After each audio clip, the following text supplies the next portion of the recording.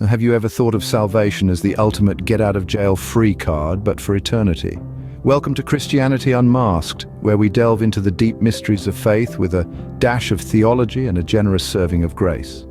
Today we're tackling a question that has stirred debate for centuries. Can a Christian lose their salvation after being saved? Now, before we dive into the deep end, let's lay down some groundwork. Salvation, in the Christian sense, is a bit like the ultimate freebie. You know, like those free samples at the grocery store, except this one's a taste of eternal life rather than a slice of cheese. It's the divine rescue mission where God, through Jesus Christ, saves us from sin and its consequences. Sounds pretty good, doesn't it? But here's where it gets interesting. Imagine if our salvation were a gym membership. Now, some believe it's like a lifetime membership. Once you've signed up, you're in for good no matter how many times you skip leg day. This is the team we'll call Once Saved, Always Saved, or Team OCS for short. They're the folks who believe in eternal security, that once you've accepted Christ, your salvation is locked in tighter than your forgotten high school locker combination. On the other side, we have what I like to call Team Terms and Conditions Apply, or Team TCA. They see salvation more as a subscription service. Sure, you're signed up, but if you don't meet certain conditions, like staying active in your faith, you might just find yourself unsubscribed from eternity.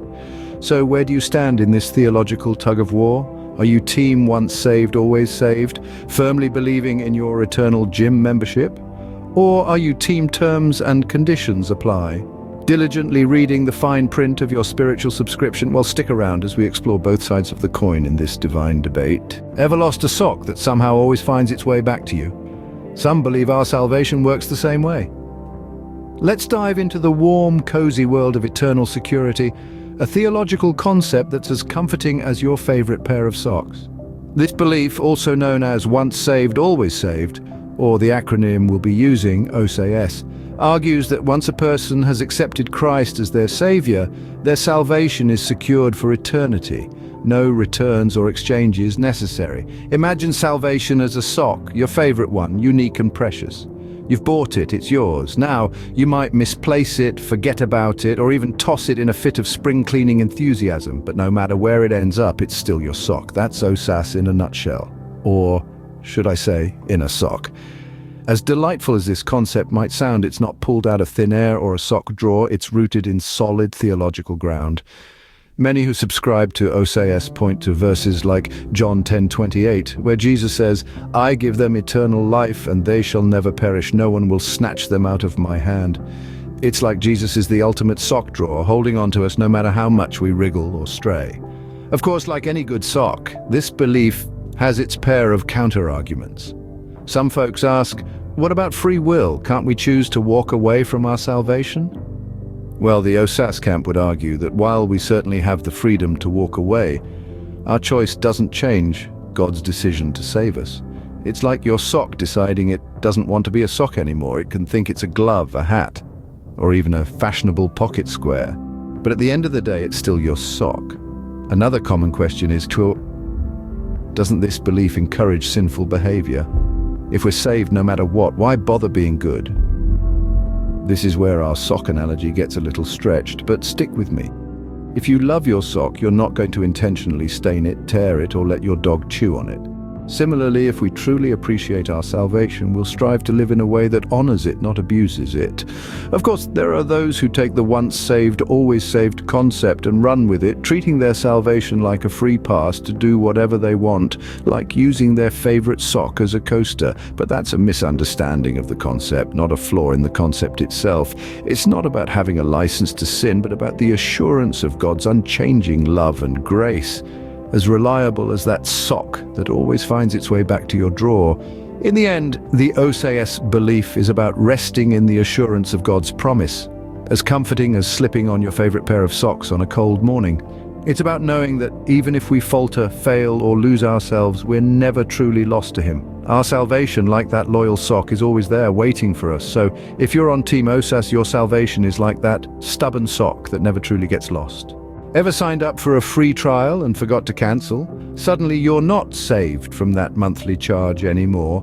But let's shift this scenario to a more serious note. Think about it. Could salvation, the eternal life insurance plan, come with a similar catch? Could you actually lose it? Now, this is where team terms and conditions apply, or more formally known as Arminianism, enters the stage. Unlike our friends from Team OSIS, they believe that salvation isn't a one-time deal. It's more like a subscription service. It's not enough to just sign up. You've got to keep up with it too. Arminians argue that the Bible, our ultimate terms and conditions manual, provides multiple instances where believers are warned against falling away. They point to scriptures like Hebrews 6:4-6, which talks about those who have tasted the heavenly gift and shared in the Holy Spirit but have fallen away. It sounds like a pretty clear warning against spiritual carelessness, doesn't it? But before you start panicking about your salvation status, let's not forget the fine print that comes with these scriptures. Arminians emphasize that these warnings are not meant to induce fear, but to encourage steadfast faith and perseverance. It's like the gentle yet stern reminders we receive when we're about to go over our data limit. It's not meant to scare us, but to alert us to make better choices. Now let's address the elephant in the room. What about those scriptures that seem to guarantee eternal security? Well, Arminians interpret these verses a bit differently. They argue that while God's grace and promise of salvation are unfailing, our response to that grace is not. It's like being gifted a gym membership. The gym is always open, the equipment is always available, but it's up to you to make use of it. But hold on, does this mean we're walking on a tightrope with the danger of falling off into eternal damnation at any moment? Not quite. Arminians believe that falling away from salvation isn't a sudden or accidental event, but a deliberate and conscious choice. It's not about making mistakes or having bad days. We all do. It's about consistently and willingly turning away from God's grace.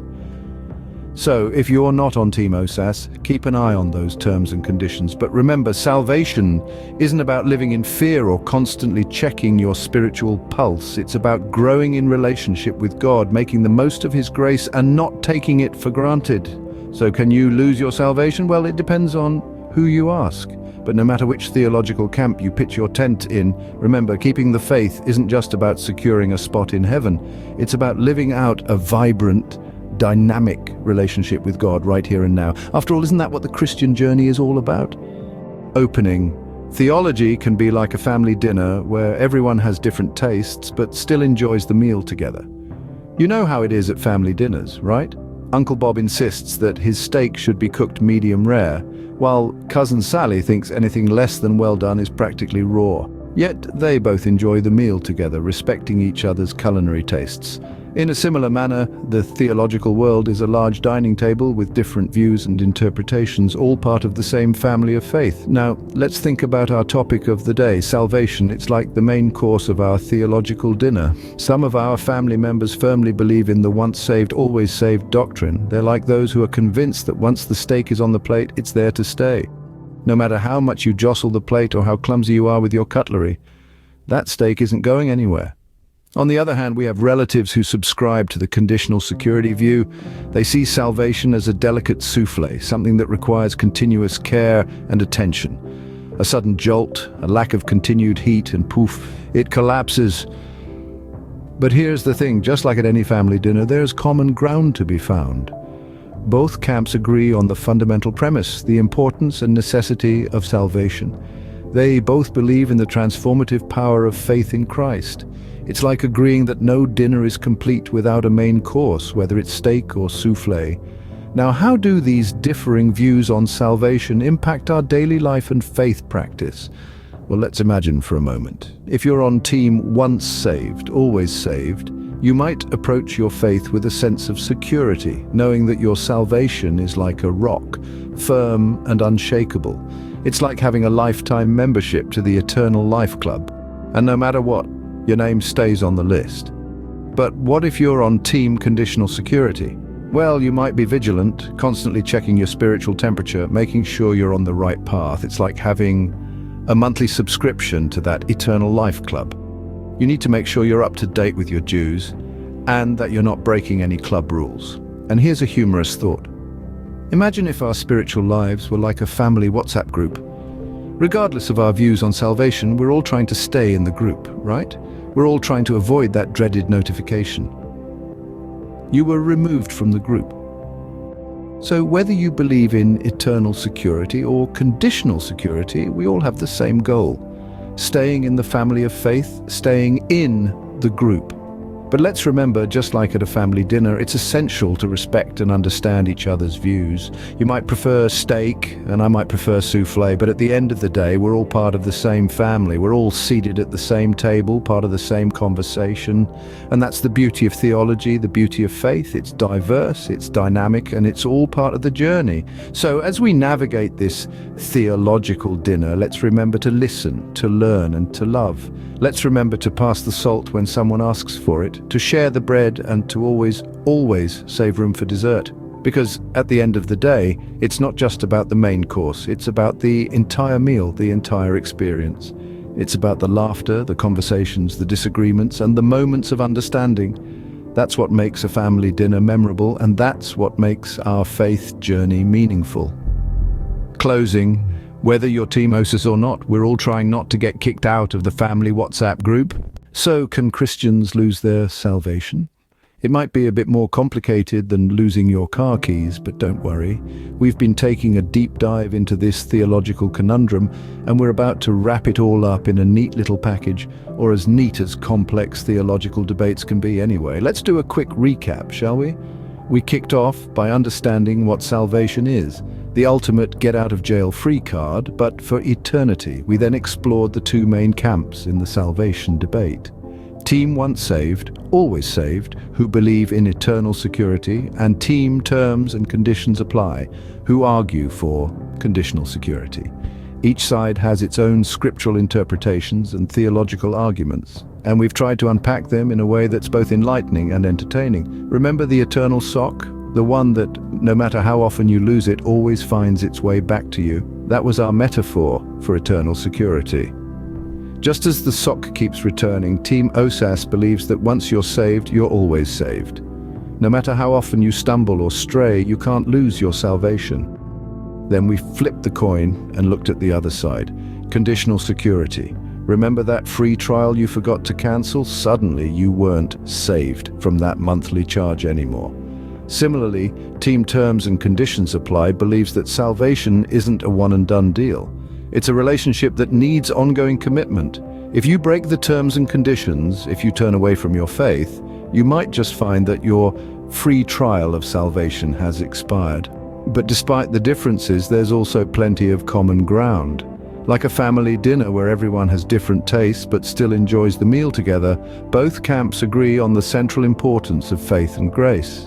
They both believe in the transformative power of salvation, even though they may disagree on the specifics. So what does all this mean for you in your daily life and faith practice? Well, whether you're Team OSAS or not, we're all trying not to get kicked out of the family WhatsApp group. We want to stay connected, to belong, and in the end, that's what salvation is all about, being part of the family of God. Now, we've covered a lot of ground today, but there's still so much more to explore.